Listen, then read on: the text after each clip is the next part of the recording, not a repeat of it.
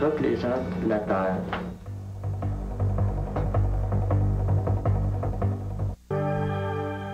Depuis les années 70, on constate l'émergence d'une nouvelle forme d'analphabétisme dans nos sociétés industrielles. Ce sont les analphabètes fonctionnels. Ce sont des gens qui ont été à l'école mais qui sont incapables de fonctionner normalement dans la vie quotidienne. Incapacité par exemple de lire un mode d'emploi ou de compter l'argent lors d'un achat. Selon un récent sondage, 28% des Québécois sont dans cette situation. Le système d'éducation est en cause, bien sûr, mais il y a de plus en plus de gens qui ont de la difficulté à s'adapter à ce monde qui change si rapidement. L'année internationale de l'alphabétisation s'achève bientôt.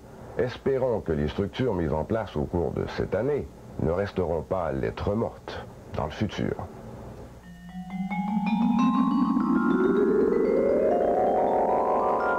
Ma maîtresse d'école, elle nous a montré un gros ballon qui tournait et qui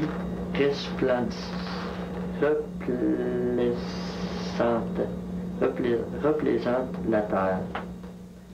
Cléo Fortin, 27 ans, manœuvre. José Larivière, 20 ans, assisté social. Jean-Claude Rivard, 27 ans, détenu. Gilles Goupil, 24 ans, homme à tout faire. Tous ces jeunes ont quelque chose en commun, ils sont analphabètes. J'ai arrêté les études à l'âge de 17 ans, au secondaire 4, professionnel court.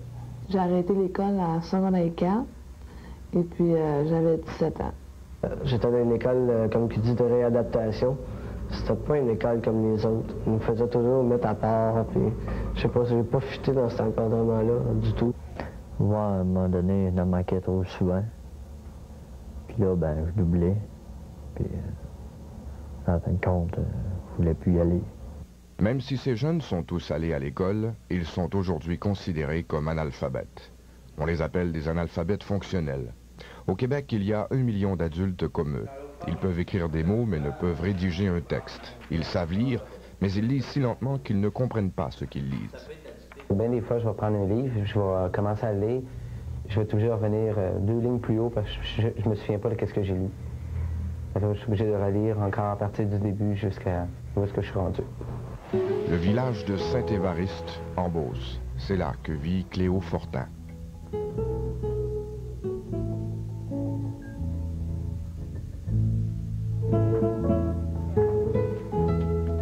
Cléo Fortin a 27 ans. Il vit avec sa femme Josée et ses 2 enfants dans son village natal de la Beauce.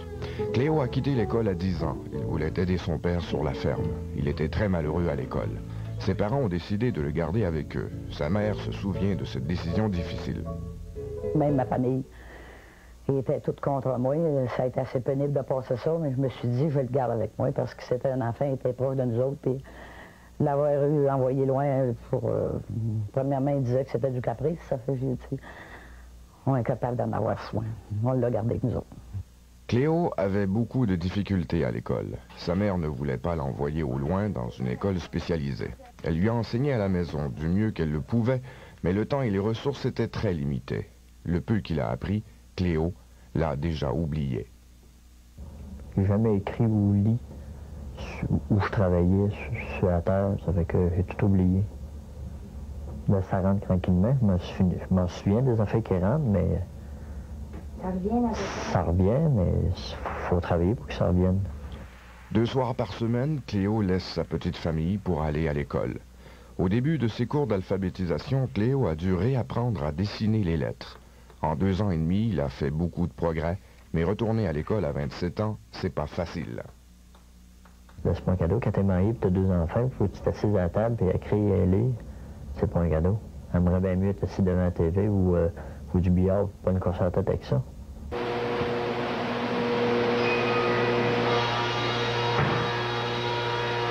Cléo est manœuvre dans une usine où on fabrique des portes. Dernièrement, il a refusé une promotion parce que le travail demandait de la lecture. À la suite de cet échec, Cléo comprend mieux à quoi va lui servir son cours d'alphabétisation. À monter le grade dans le chat, à monter plus haut. Parce que savoir lire puis écrire, je sais tout faire, puis je suis pas... c'est pas ça qui m'arrête, tu sais. Savoir lire puis écrire comme il faut, pas un job de contremaître, mais je serais capable de monter là. C'est parce qu'il veut un emploi stable que Cléo apprend à lire et à écrire. Pour ce qui est de la paperasse, comme aller à la banque, l'épicerie, prendre des messages ou répondre aux courriers, Cléo se fie sur sa femme José. José est toujours là pour l'aider, peut-être trop même. Ça l'a sûrement tardé à apprendre, parce que j'allais toujours au-devant de lui. Il y avait quelque chose, un petit problème, je disais, je vais te résoudre, je vais te trouver la solution, il n'y a rien là, c'est si facile. Et que lui, tout de suite, il se cassait pas la tête que le problème était réglé. Cléo n'a jamais rempli un chèque de sa vie. Il a passé son permis de conduire oralement. Il est incapable de remplir une demande d'emploi seul. Comme tous les jeunes analphabètes, Cléo réussit à se débrouiller dans la vie, mais les frustrations sont fréquentes. Je n'aimerais pas ça, remplir des demandes d'emploi. Si je serais slacké, m'en aller à un autre shop, ben là, il me donne un formulaire pour remplir, ben là, tout seul, qui disent que si on fait des fautes, ils jettent, on dit ça, la feuille à poubelle. Là, je n'aime pas ça, c'est pour ça, j'ai oublié de prendre la feuille sur un char, quelqu'un qui a rempli. Puis là, tu vas la remener, c'est un peu dur pour l'orgueil.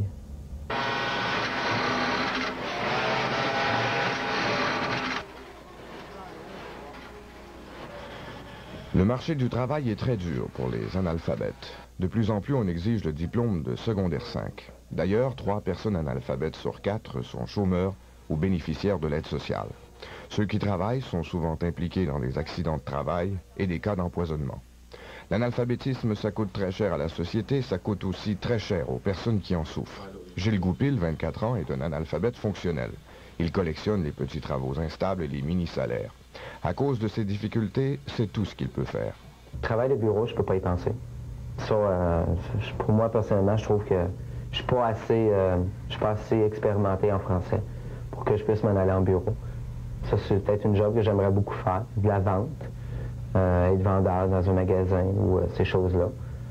Je peux pas les faire, ces affaires-là. Mais il n'y a pas beaucoup de lecture pour un vendeur? Il y a beaucoup de papiers à remplir. Si disons que tu as un paquet de papiers à remplir, tu as de la difficulté à écrire le nom de la cliente ou l'adresse, ces choses-là, la marchandise n'arrive pas à bon endroit. C'est toi qui se fait encore taper ses doigts. Gilles est déterminé. Il étudie 2 jours par semaine dans un groupe populaire d'alphabétisation, l'Atelier des lettres de Montréal. Il doit étudier encore 5 ans. Le diplôme d'études secondaires tant désiré, Gilles devrait l'obtenir à 29 ans. Le groupe verbe, c'est quoi? Débuter. Débuter. Comment se fait-il que Gilles doit tout reprendre à zéro? Comment se fait-il qu'il ait son diplôme de secondaire 4 et ne sache ni lire ni écrire? Comme la majorité des jeunes analphabètes, Gilles a eu des problèmes familiaux. Je manquais de motivation, je manquais d'aide familiale, ces choses-là. J'ai eu j'ai eu bien de la difficulté à étudier ces choses-là.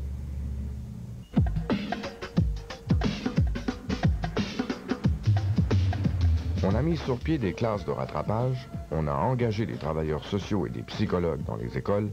Pourtant, des milliers de jeunes comme Gilles n'apprennent rien à l'école. Ils en sortent analphabètes.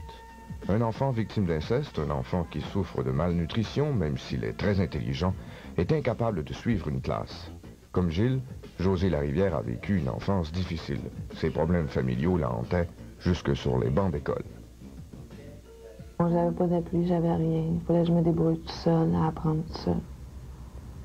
Ça, t'as trouvé ça difficile? Moi, j'ai trouvé ça difficile parce que j'avais des amis quand j'étais au secondaire. Puis leur mère, les autres les aidaient, puis tout ça. Puis moi, j'étais pas capable. T'sais. Moi et ma mère, on s'est jamais bien entendu. José a quitté l'école et sa famille à 17 ans. Elle a aujourd'hui 20 ans. C'est un agent du bien-être social qui l'a incité à retourner à l'école.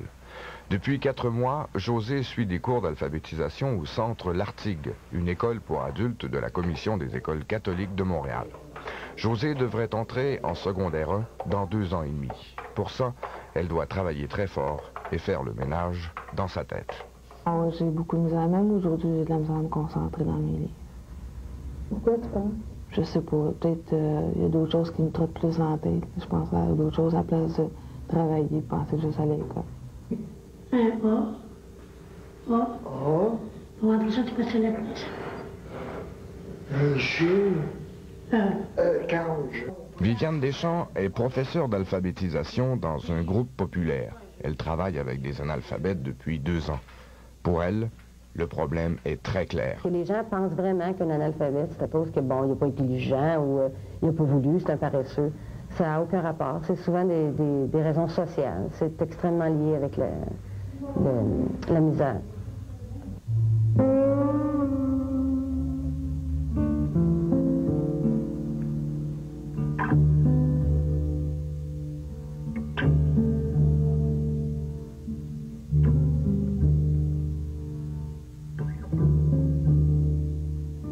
On offre aussi des cours d'alphabétisation en prison. Un très fort pourcentage des détenus ne savent ni lire ni écrire. C'est dans un pénitencier de Laval, le Centre fédéral de formation, que Jean-Claude Rivard, 27 ans, suit ses cours. Il est condamné à 5 ans de prison pour vol à main armée. Avant d'être incarcéré, Jean-Claude ne savait pas lire ni écrire. Sur le marché du travail, ça lui a beaucoup nui. Ça nuisait parce que je me rappelle quand j'étais en restauration, des fois, il me demandait de faire un inventaire ou n'importe quoi, Valera. Je disais oui, mais quand je jouais pour aller faire mon inventaire, là, il fallait que je tourne les boîtes pour essayer de lire comment c'était écrit, puis, tu sais, c'était vraiment, ça me nuisait vraiment. Je trouvais ça gênant d'aller voir le boss, je disais, ben, je suis pas capable, je sais pas lire assez, tu sais. Jean-Claude est entré très jeune dans le monde de la drogue et de la délinquance. Il a quitté l'école à 14 ans et il était alors en 5e année. Ne pas savoir lire et écrire, c'est un gros handicap pour Jean-Claude, tant au travail que dans sa vie sentimentale. Surtout quand j'écrivais, j'avais de la misère à me comprendre moi-même, tu sais. C'est quoi j'ai écrit là, puis j'étais gêné. Ou même avec mes amis de filles, des fois j'écrivais un mot avant de partir sur la table, puis j'étais gêné parce que j'avais écrit ça tout de travers, tu sais. J'ai dit, qu'est-ce qu'elle va dire? Elle va dire que je sais rien. En 2 ans de cours intensifs, Jean-Claude a beaucoup appris. Il se sent mieux équipé pour affronter la société. Il prévoit même ouvrir un restaurant dans le Vieux-Québec quand il sortira de prison dans 1 an.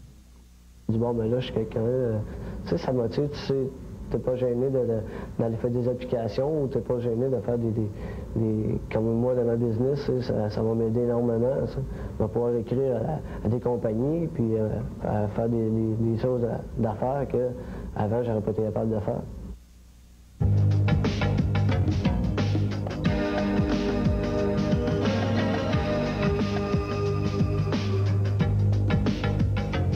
L'analphabétisme, c'est un gros problème.